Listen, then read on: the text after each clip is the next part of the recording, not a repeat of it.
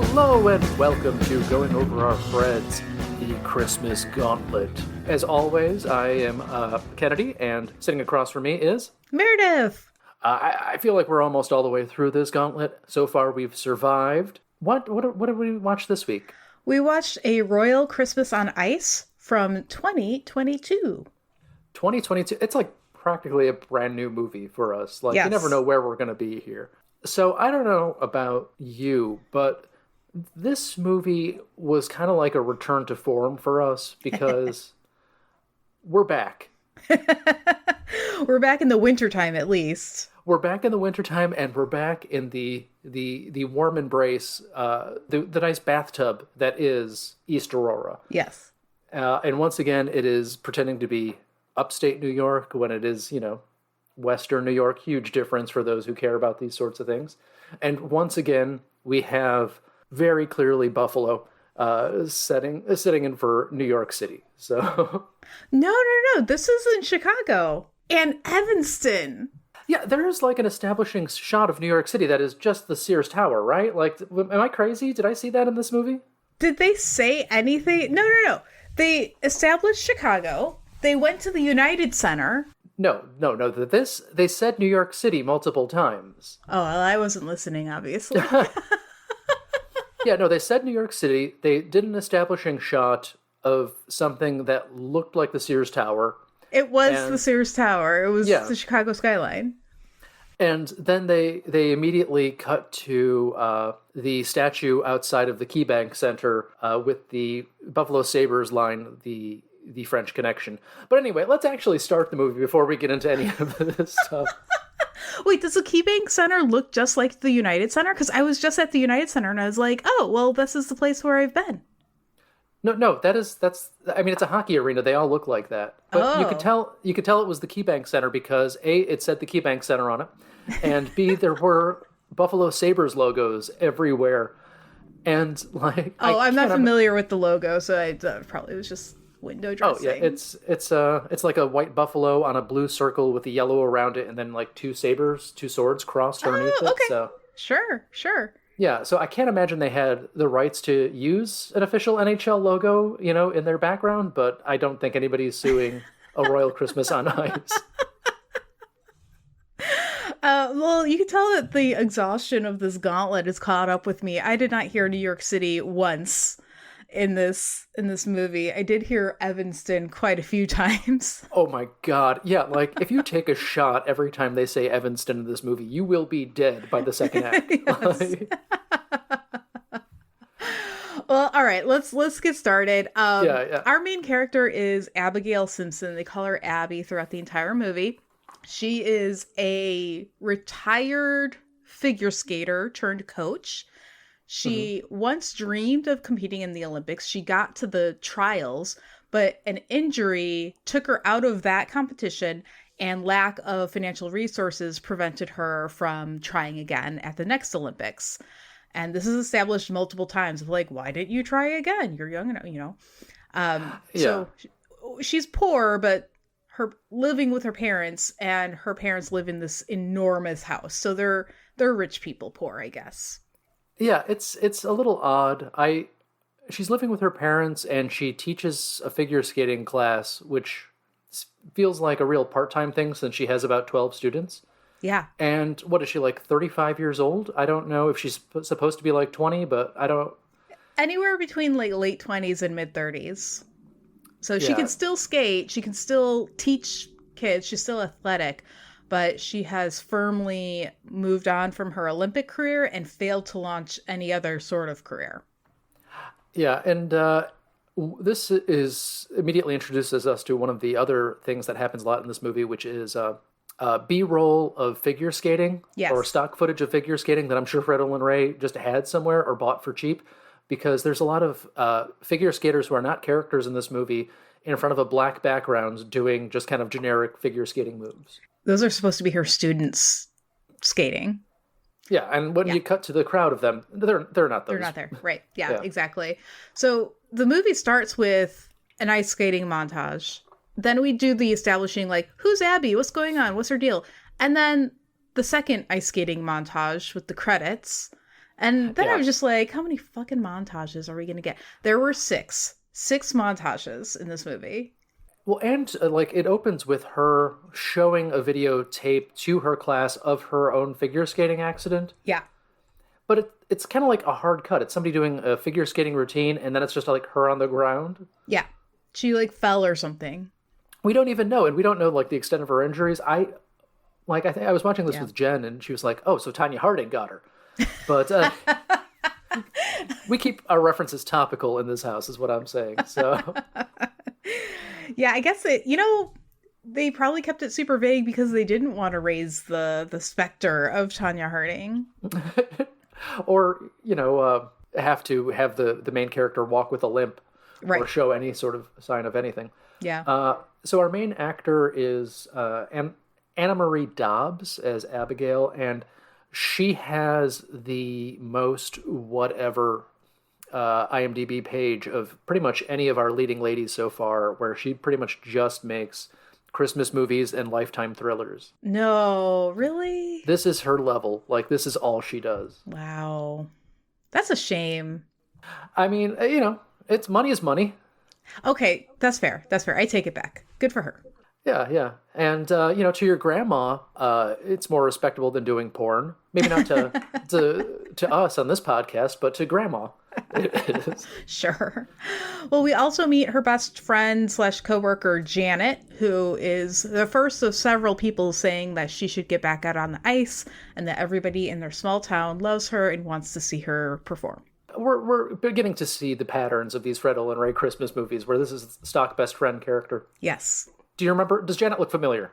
What Janet wears looks familiar, as a lot of things that you told me were dated fashion from 2012. Uh-huh. She's wearing like a series of infinity scarves, and I was just cleaning out a closet.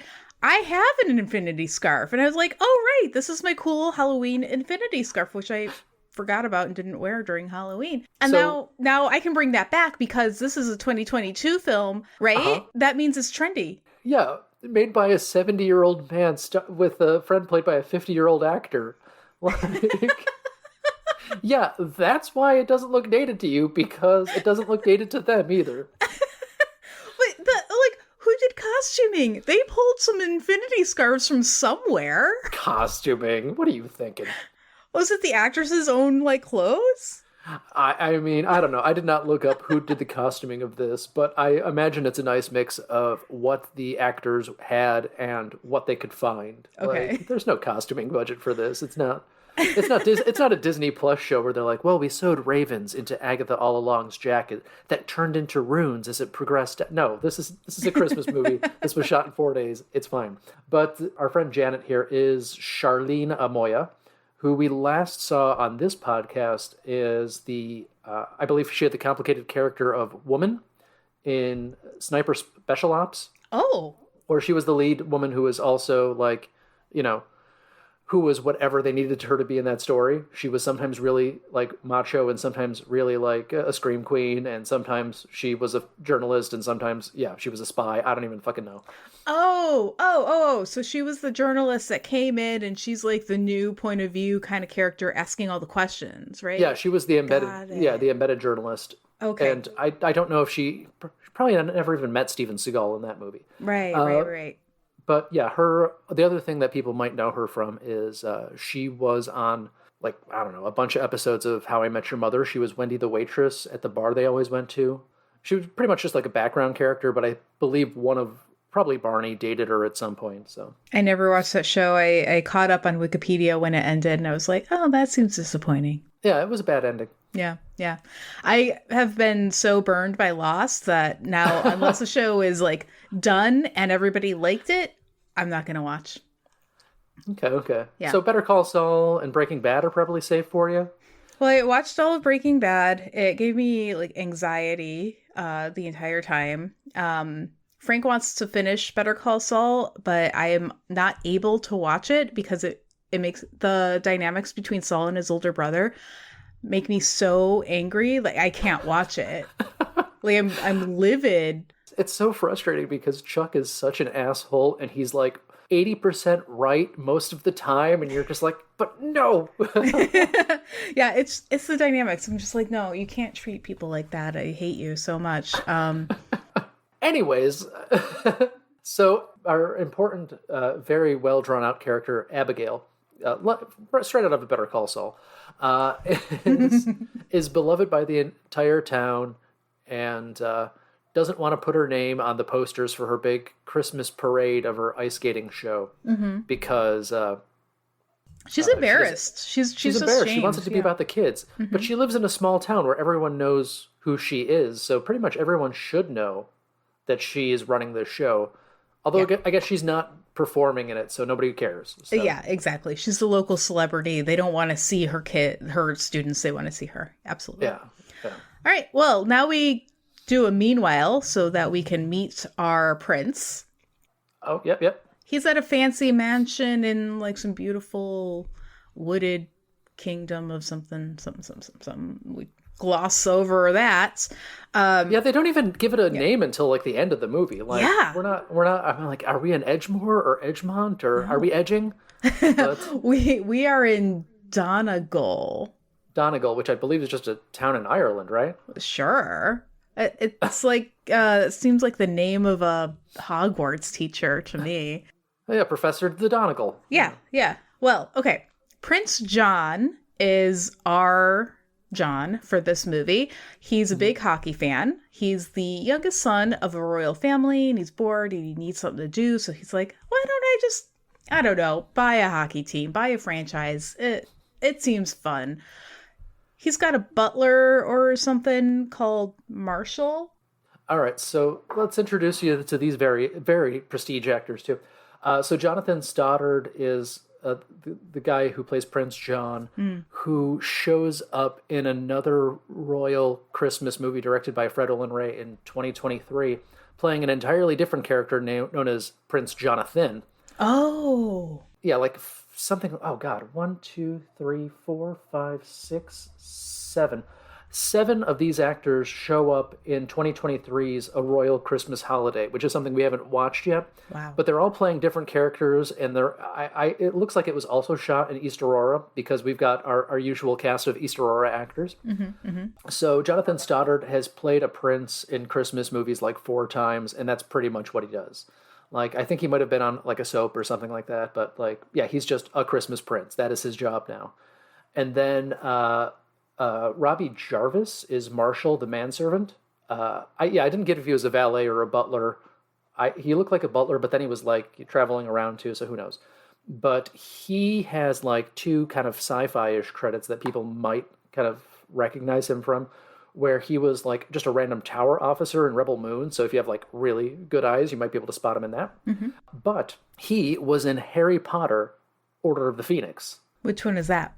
That is the 5th one. He plays young James Potter in that movie. So that is totally respectable. Yeah, so I'm sure he gets a check every time that they do the Harry Potter marathon on USA or TNT or whatever. So every Christmas time, right? I mean, it's pretty much all the time. Oh, okay. I thought they were kind of like a, you get the whole family around for Christmas, throw on the Harry Potter movie so that the younger generation will kind of shut up a little while. And if it's not the Harry Potter movies, you better have Lord of the Rings ready to go, because if you've got like, it's really just to get the younger generations to kind of shut up. The younger generations, people who are 30 now, I think. And a little bit older, yeah. I mean, you got to have a choice. I really like the choice of multi-generational family gatherings where you definitely have a set of folks who haven't seen each other in a while. They want to get together and gossip. Great, awesome. Like, that is appropriate. But if you're not part of that in-group, you need somewhere else to go. And if the younger generation kind of busy work is watching a big movie marathon, having something that is a Harry Potter or Lord of the Rings, which will take all day, is kind of nice. You're not just going to turn on A Christmas Story? I don't like that movie. Oh, it's perfect, because they do the Christmas movie marathon on 2 channels now, on TBS and TNT. And the movie itself is so kind of episodic that you can pretty much just watch any 10 minutes of it and you get its own little self-contained story, you know? Oh, okay. That's fair. Plus, it's from the director of Black Christmas and Porky's.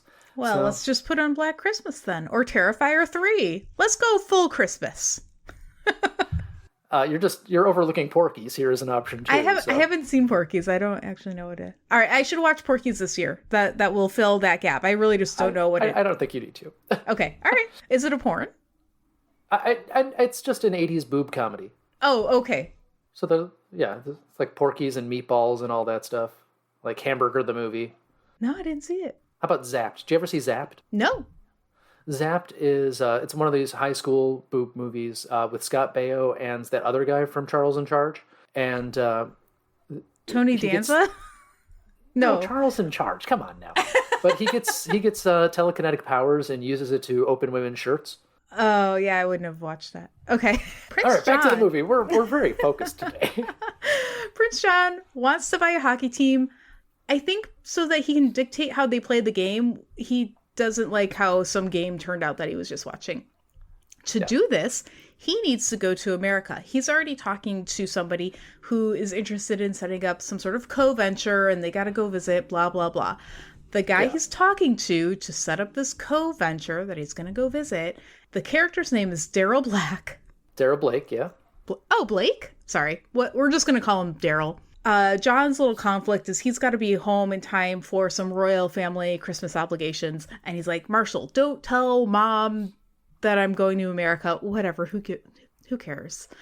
So John flies to the States and meets up with who I was thoroughly convinced was Stephen Baldwin. Oh, you were so close. You had the wrong Baldwin. I caught it in the credits at the end. I was like, who's William Baldwin?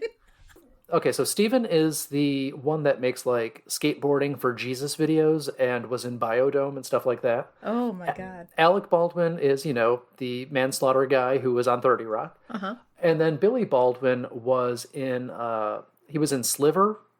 He was in Backdraft. He was in The Squid and the Whale as that guy that his mom was cheating on his dad with. I didn't see that. Oh, you should watch The Squid and the Whale is really good. Yeah. Should I watch it on Christmas? With Porky's? Yeah, Porky's and The Squid and the Whale. It's a perfect Christmas double feature. You'll be filled with Christ's love. Yeah, so it's Billy Baldwin. And Billy Baldwin, and they meet outside of the KeyBank Center, by... They do a bunch of like weird shots between the legs of the hockey players and the statue of the French Connection out there. Mm-hmm. And those are Buffalo Sabres players from the 70s. I will not name them for you because no one cares. Okay. I care, but I can't imagine our listeners do. And then they go inside the KeyBank Center and do a couple of shots in there where you can clearly see the Buffalo Sabres logo, even though they're supposed to be in New York City or possibly Chicago.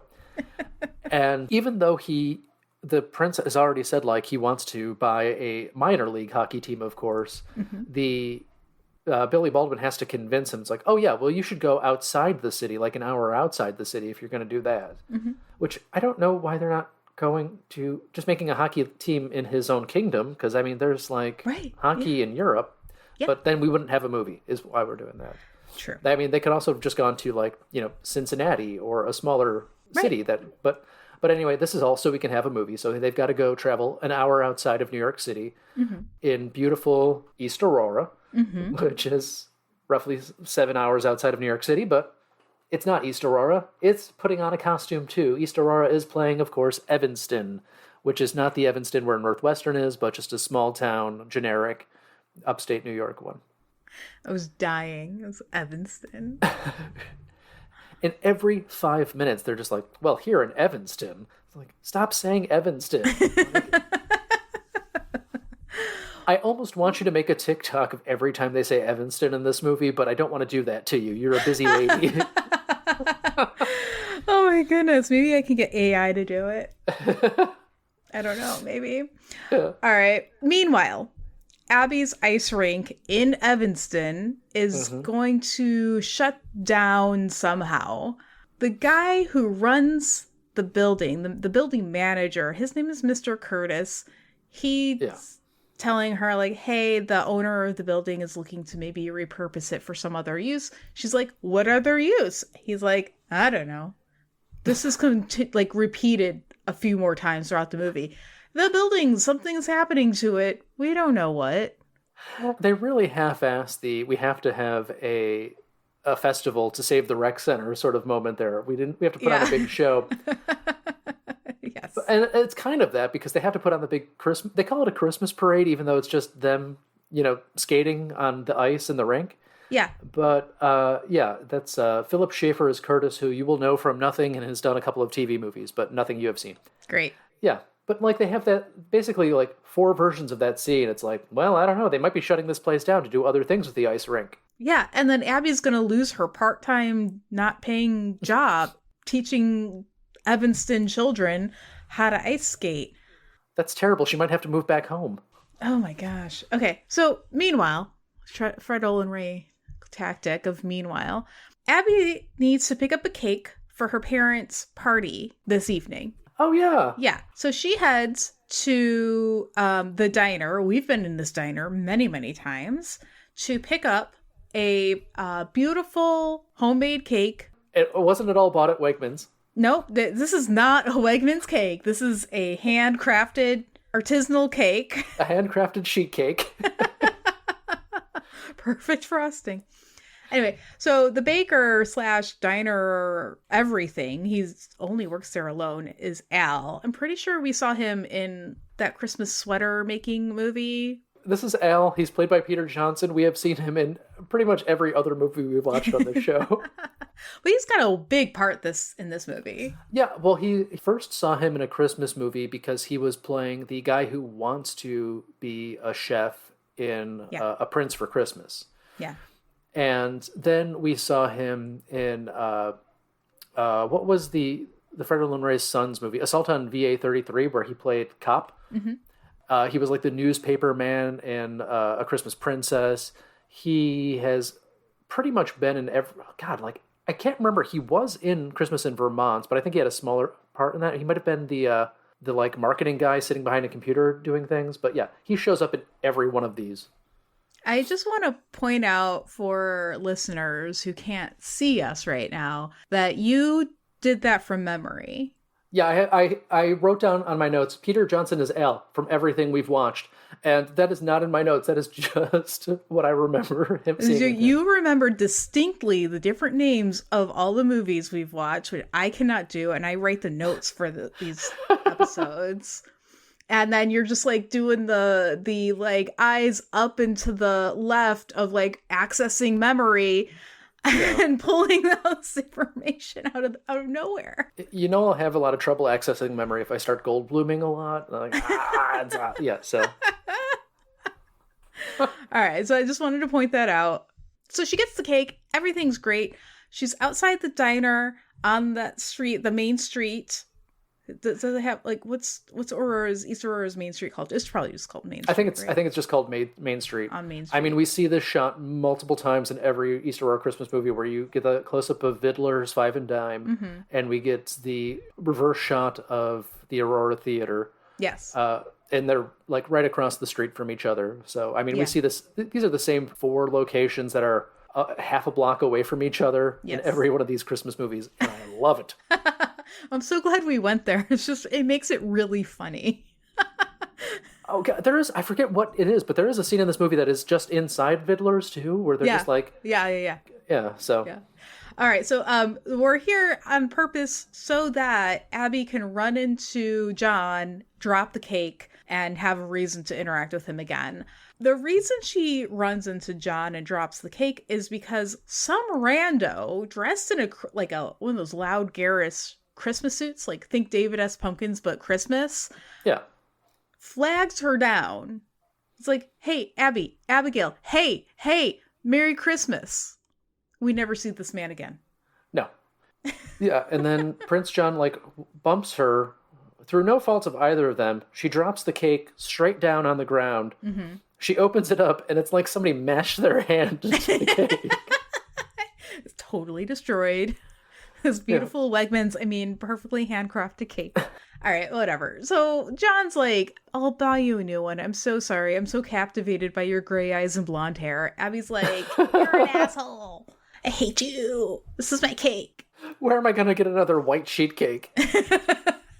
All right, so things are going to work out. Al's like kind of upset because he put all of this work into the cake, but he'll figure it out. He'll make a new one in time for the party tonight. Whatever. Okay, now we're at Vidler's Five and Dime.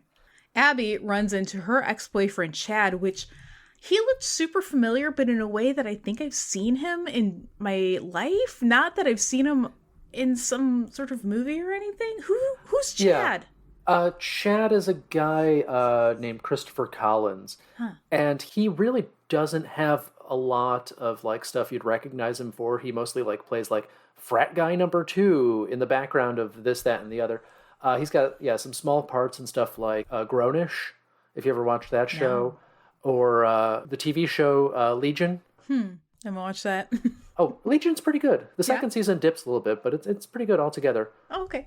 Well, I guess I met or maybe used to work with somebody who looks a lot like that guy because it bothered me the entire time. Chad used to be the quarterback of a varsity football team or something, blah, blah, blah. Used to date Abby in high school. He wants to get back together. He's very insistent about it. She's like, not into it. She's like, why would I get back together with my high school boyfriend? That's super weird. Because it is. It's weird. It's weird. It is. And, I mean, wouldn't she have been too busy for boyfriends in high school anyway, what with being an Olympic level skater? Yeah. So it must have been just very surface level, like maybe a closed mouth kiss since, that's all you have time for.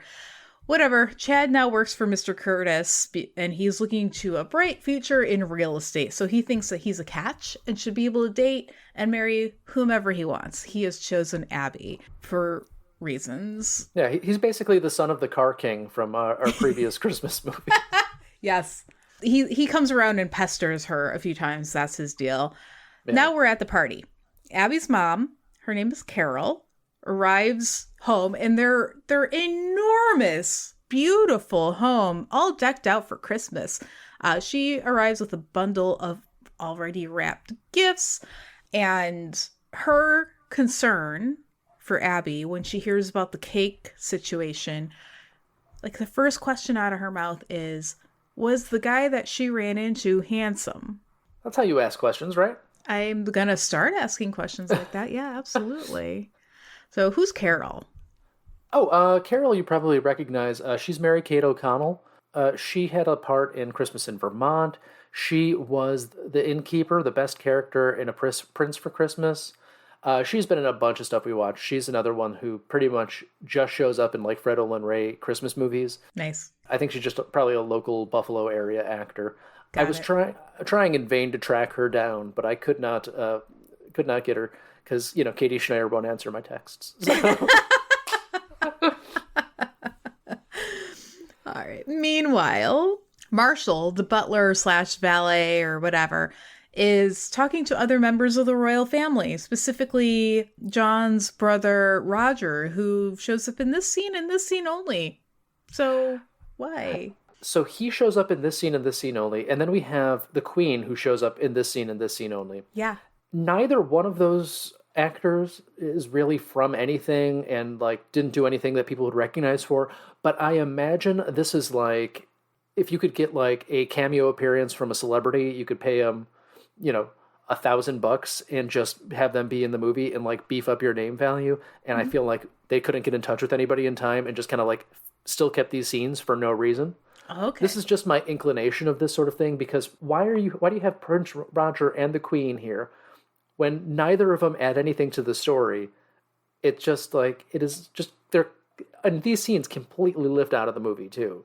But yeah, it's Samuel Dunning as Prince Roger, and the Queen, which is the exact same scene almost, is a woman named Alice in England, and neither of them would matter, both in care. I mean, I'm sure the people matter to their family and their friends and stuff like that, but won't the characters recognize them for don't. anything. The characters definitely don't. Yeah. So, the end result of the scene is Marshall is now instructed to go to America and collect John and bring him home. Like, okay, great, whatever. So Marshall will show up later in other unnecessary. Well, it doesn't matter. Okay, hey. Daryl, Billy Baldwin, calls John while he's sitting in the hockey rink. Yeah, he's still sitting in the same spot we left him off. It's not like they just kept on filming when they were already there.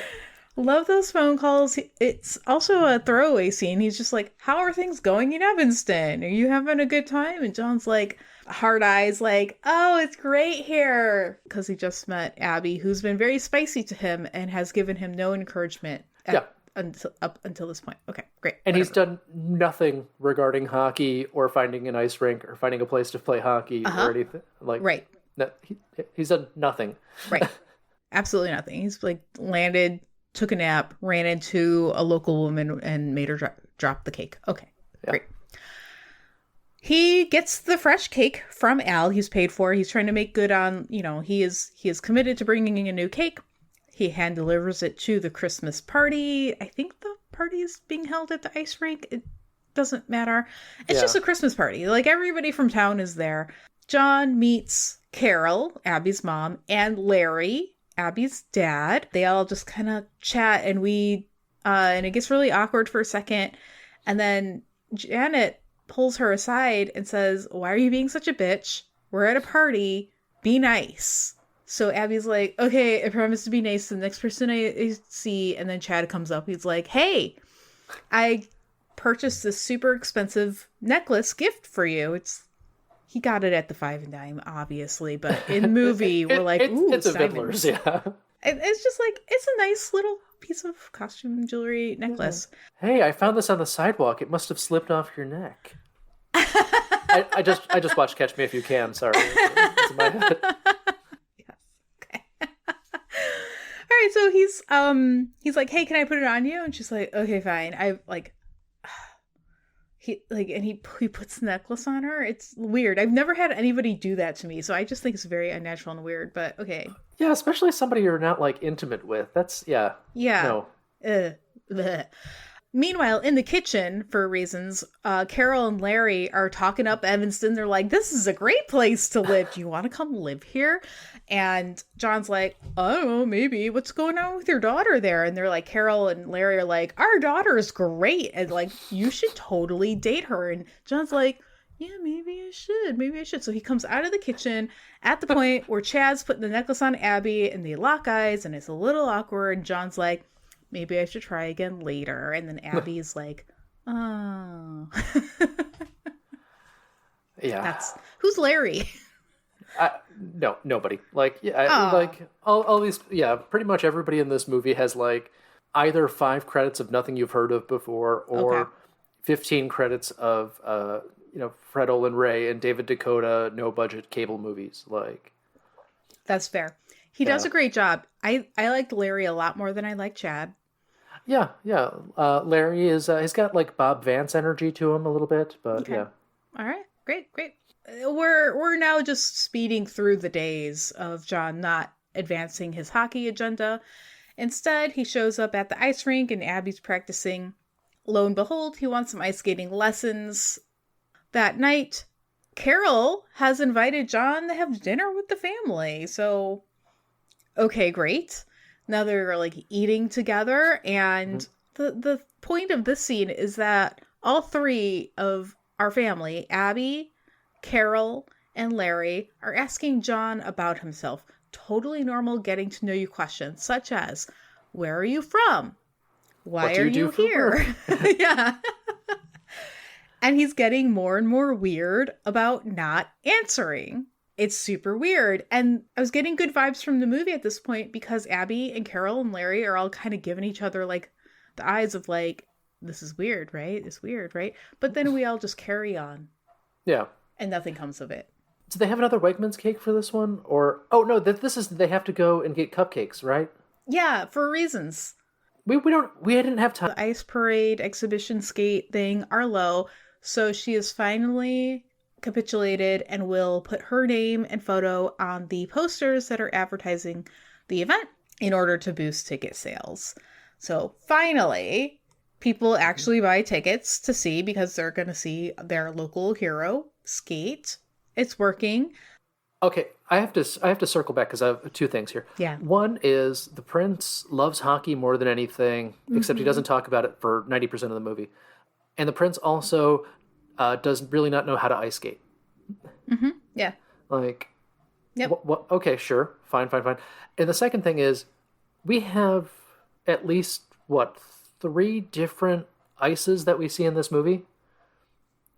Do you mean like soft ice, wet ice? No, I mean like, okay, so we'll count the Key Bank Center because we see the Buffalo Sabres thing, and they're not going to be allowed to skate there. Mm-hmm. And then there's the skating place that's going to get taken over by the evil businessman until they put on their breakdancing show. Uh-huh. And then I think it was the last scene you were talking about. Maybe it's a different scene, but one scene they're skating outside. Yeah, it's like an outdoor. Mm-hmm. Mm-hmm. Yeah. So how many... Was the skating rink not available that day? Like, I don't understand why we have another skating location and no one is even, like, mentioning why she's skating in another location when she, like, basically runs this other place. Yeah, it was completely just glossed over. It's like, ice. Sometimes it's inside, sometimes it's outside. All these small towns in upstate New York / just north of Chicago / western New York. Yeah. They're so into ice that they need multiple rinks to support the enormous interest that keeps part-time coaches like Abby afloat. Yeah. It's a license to print money, Right. And then they could have just said there was like some local high school hockey teams, or this is like a great place for all hockey minor league hopefuls to practice and like rise to fame. I don't know how the feeder programs work, but like something like that, because I know that it's like baseball where you just like you work in the small teams and you get picked to the bigger teams and then you go to the big teams and then well, yeah, because he's going to try to make a smaller team. So like right. I haven't followed hockey since the 90s very closely, but there's like the AHL and the IHL, and like Talia goes to RIT and they do their hockey games. They're like their homecoming hockey games at a place where the Rochester Americans play. And the Rochester Americans are like the minor league hockey team that at least at one point, I think they might still do, feeds into the Buffalo Sabres. So there you go. Just like something like that. It would explain the multiple ice rinks. And maybe they say that like, oh, the other town over, like Skokie, they've taken all the hockey interest, and now the lack of interest in Evanston's hockey rinks has caused, the building to be up for sale. Something like that. Something that makes sense. You just want something in this movie instead of nothing, which is what we have. And we get to some actual conflict in the movie, finally. Marshall has landed in America, catches up with John, with Billy Baldwin, and then it's a whole, like, word vomit information dump of John's only in town to do hockey, blah, blah, blah, buy up the ice rink. This is where we finally learn that the kingdom is Donegal, and that it's located just outside of Belgium. Well, he had said that before. He said he was from a small town outside of Belgium. Yeah. We never mentioned his plans for naming his new hockey team franchise. It's supposed to be named the Evanston Monarchy. Crush the Monarchy, like, writes itself, though. Like, I would love to have my rivalry be with the Monarchy. Yes. Yeah, but anyway, this is like, there's like 10 to 15 minutes left in the movie, so they have to have a fight for no reason and break up, even though they're not really dating yet. Yeah. So she feels betrayed. Like, you're gonna take my ice away, blah, blah, blah. She goes away, mopes in the diner, has a montage of her memory of their moments together. God, at least there's only one of those in this movie, unlike last time where we had 2. We had our montage of like our time together 15 minutes into the movie. Yes. Janet comes by with good news. The local news is going to cover the ice parade. Yay! Publicity. Her optimistic hope is that this will result in a lot more children signing up for ice skating lessons, which means that Abby will have steady income for a while and like her business can grow or at least stay stable because Janet needs that paycheck as well. And this drove me insane. Janet is telling Abby like, hey, you shouldn't have broken up with John. Literally what she says, and I quote, "Guys can be funny. They're hard to read." Yeah. The mystery of men. Mystery of men. So anyway. Mysterious. I mean, okay, this is a little story about you and Jen. So, oh God. No, this is forever ago. So remember when we were in college and I showed up, I was like a couple years behind you. At some point, I got my hands on like the archives of the quote board. Uh-huh. And I was like, oh, what it was like so fun to transcribe these and make them available. And I think I did. I think there was like a Word document somewhere for a while that people, anyway, so I remembered like one, because like from my perspective, the two of you had always been together and would always be together. I guess you'd been dating for like a year and a half. Anyway, so I'm looking through the quote board, or meeting minutes from the house meeting. That's what it was. Oh, okay. Yeah. Yes. I guess it was from like your first quarter, first year or something. And there was a quote of like, you speaking to Jen saying like, can I touch your feet? And one, that was funny. Two, obviously you were super into her, like, and it was like you just shown up to college. Like I was just like, oh yeah, that's where like everybody must have known. Flashbulb memory. I was like, oh, how sweet. Look, that was just me being weird. I was not into her at that point. Nor was I particularly into feet. You were into her, but you didn't know it yet. Like, that's how hard guys are to read. Like, they can't even read themselves, yeah. Yeah, exactly. We had real Ron and Hermione vibes, is what you're saying, so... Anyway, that's sweet. Okay. Yeah, I would just like, no kink shaming, but I am not a foot pervert, okay? I can cut that out if you want. No, that's fine. Okay, so at this opportune moment in this movie, John enters the diner. So Janet makes herself scarce. Like, Al's in the background, so Janet goes to help Al with something, whatever. We have like 4 characters in the shot. John promises that he will buy a different ice rink for his Evanston monarchy. He's like, I'm not going to shut you down. You can continue to do your ice thing. Or just buy this ice rink because you don't play games 24 hours a day. Like... Even better, because he's just saying he's not going to buy that one, which leaves her at risk of whatever the building owner does want to do with it. Because clearly that guy is looking, or that person is looking to get rid of it. So Your idea is way better. He says he loves her and asks her to dance because we're back in the diner. See, it's romantic. It's like poetry, it rhymes. Yes. So they dance. Now it's time for the ice parade. Hold on, when they dance this time, is there music that's playing? No, I don't know. No. I don't remember any music. Yeah, no. It's just... It's horrible. Just the interstitial Christmas music. Okay. Ice skating montage. Oh, this is the fireworks factory of this movie. We finally get to the ice parade. Yeah, it's a montage. It's a montage of, like, some actually filmed there skating, and then some of the more black background, like, stock footage of ice skating. Mm-hmm. Mm-hmm. And we cut to a crowd of, like, 15 of the ugliest extras you've ever seen from different angles, so it looks like it's a full house of people watching, even though it doesn't really look like a full house of people watching. Right. Then Abby goes out and does some modestly okay ice skating, I would call it. Way better than the last movie. She was actually skating. Yeah. Forwards and backwards and twirling and going around, all sorts of things. You know, she's Olympic level. She can skate backwards. So. Of all of the montage bits of Abby and John skating together, there was no, like, haha toe pick moment. No, because that would have been the thing that happened. That would have been something. And this movie offers us nothing. Okay. So Abby gets a standing ovation, which does not seem odd. She's the local hero, and the audience is mostly her parents. So standing ovation, wonderful.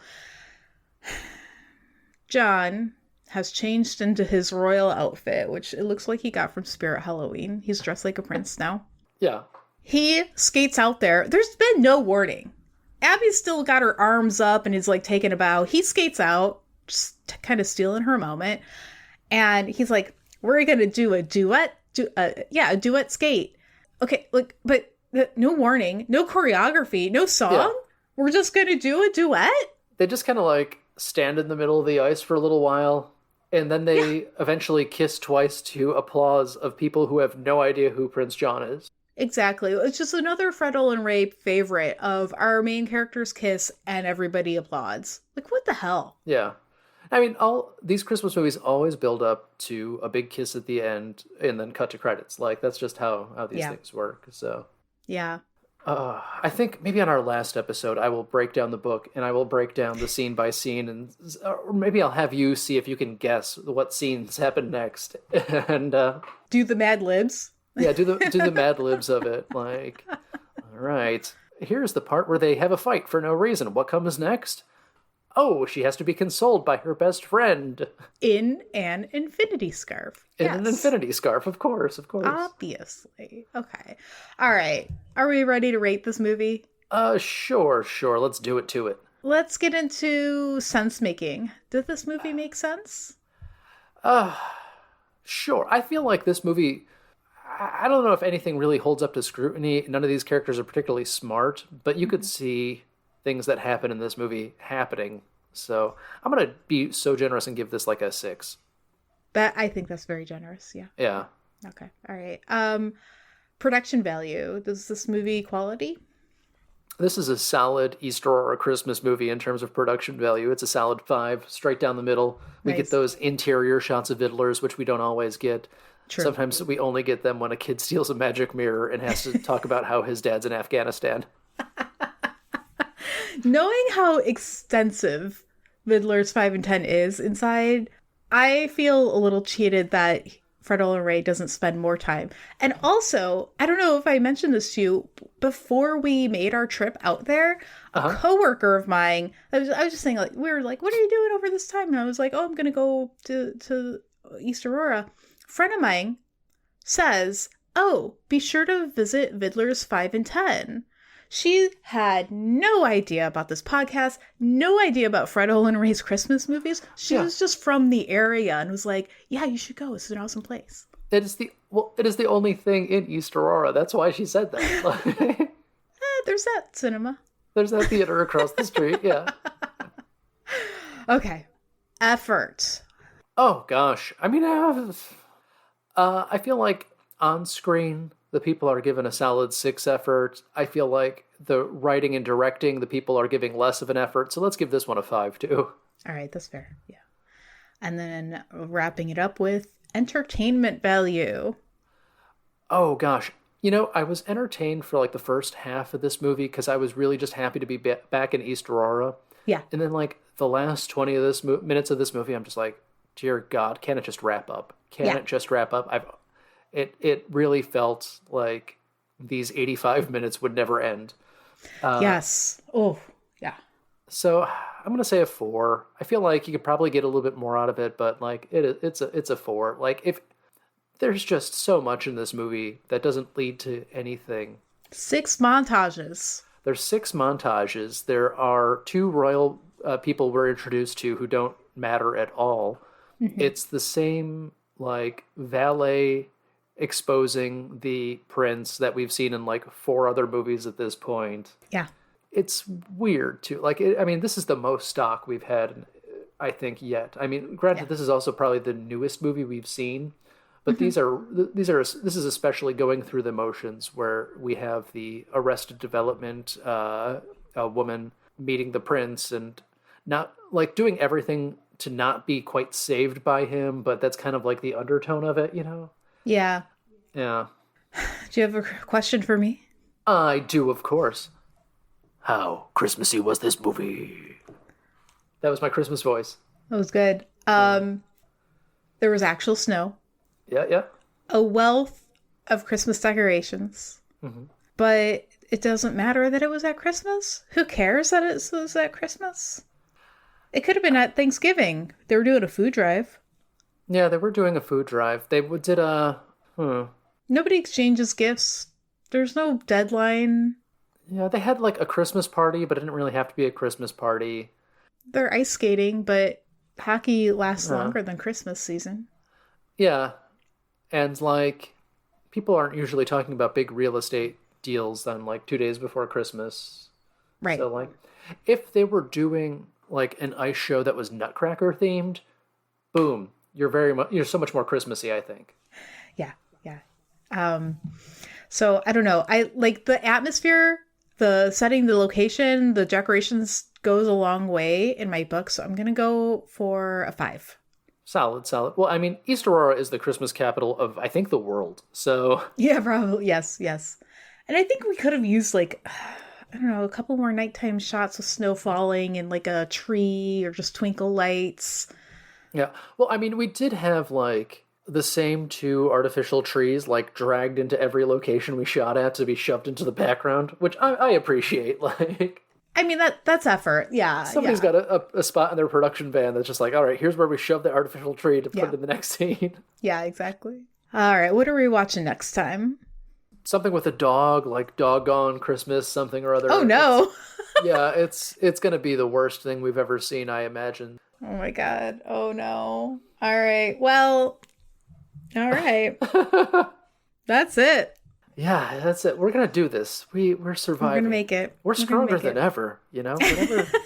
Whatever doesn't Christmas us makes us Christmasier. That's Nietzsche said that. He sure did. Time. Yeah, that's true. All right. Well, until next time, I've been Meredith.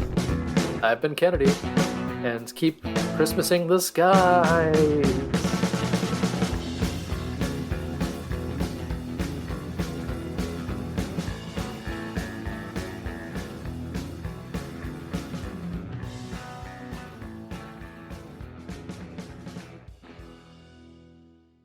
We're so Christmas. Me so Christmas, me so merry. Going Over Our Freds was created and produced by us, Michael Kennedy and Meredith Halsey. Our theme was composed and performed by Justin Nozick. Find more music for him at Bandcamp. Search for The Plague Physicians. Artwork by Michael Kennedy. Special thanks to everyone who helped make the season possible, including the friends and family who let us watch these movies instead of this year's Academy Award nominees. And thank you for listening.